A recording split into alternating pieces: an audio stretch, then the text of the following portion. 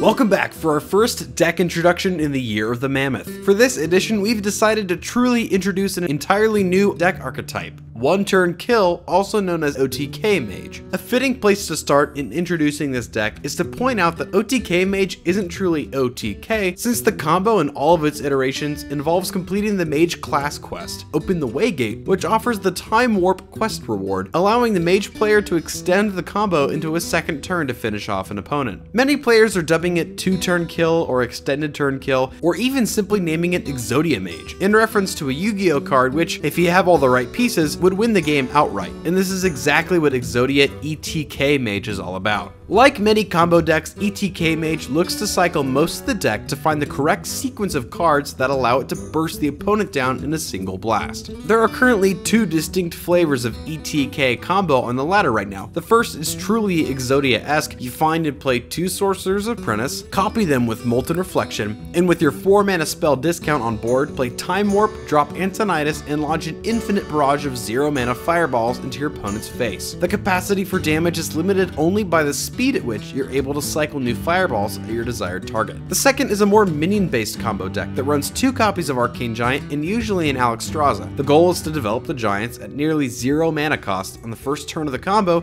then Time Warp, effectively giving them charge in combination with an Alexstrasza for potentially a 31 damage burst. The minion-based ETK has limited damage compared to the Exodia style, but offers more flexibility in matchups and a variety of win condition setups. What distinguishes the Ungoro style of combo mage from the freeze mages of Hearthstone's history is that completing the quest requires playing 6 spells that aren't initially in your deck. On the upside, this means that you don't need to run things like Fireball and Frostbolt, and you don't have to deliberate on whether you can afford to give up burn for removal. On the downside, the tools that you're forced to use to remove, clear, stall, and extend the game are intensely rooted in the RNG component of what spells you roll off of Babbling Book, Primordial Glyph, Shimmering Tempest, and Cabalist's Tome. This brings a significant amount of inconsistency to Combo Mage, which in the Freeze Mage days was an entirely RNG-free archetype. As is always the case with combo decks, a handful of games are won outright by high-rolling the draw into all the combo pieces you need, without much thought or variation in how you assembled your win condition. With ETK Mage, these games are few in number. The key to being successful with this deck is understanding when to surrender your board freezes. Before playing Frost Nova, Blizzard, or other board stalls you find from the random spell rolls, always consider whether there's an alternative way to protect your ice block, because inevitably the board you will see next turn is going to do more damage than the board of the current turn. If you can, in a sense, maximize the damage that is being saved by a Frost Nova by delaying it a turn, you'll be navigating the ETK game plan at a higher level. Consider each turn you buy with this deck to be an additional card draw and mana pool to shell out spells towards your quest. The other tricky component of this deck is when you find your back against the wall and are missing some of your key combo cards. Realize that if you can spit out 3 Sorcerer's Apprentice, then fireballs will cost 1 mana for potentially 18 damage after the Time Warp. Residual damage along the way, and finding where you can afford to spend it, can lead to victories that would otherwise be devastating losses if you had simply sat back until you have all the pieces in your hand. The other next level consideration is that you do get 1 card draw after playing Time Warp,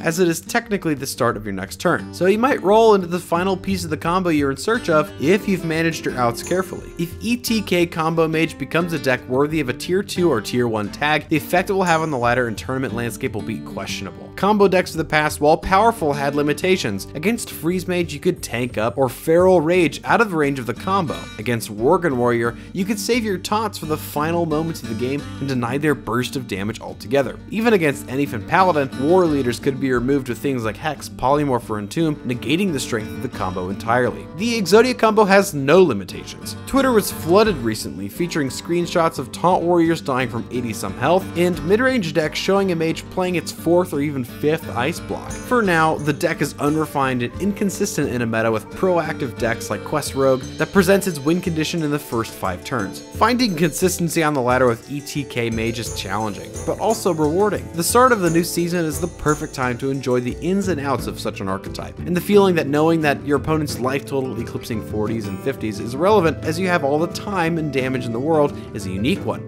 that is worth experiencing at least a few times. We hope you enjoyed this tour of Ungoro's ETK Combo Mage. Be sure to subscribe to our channel to stay up to speed with all of Tempo Storm's Hearthstone content.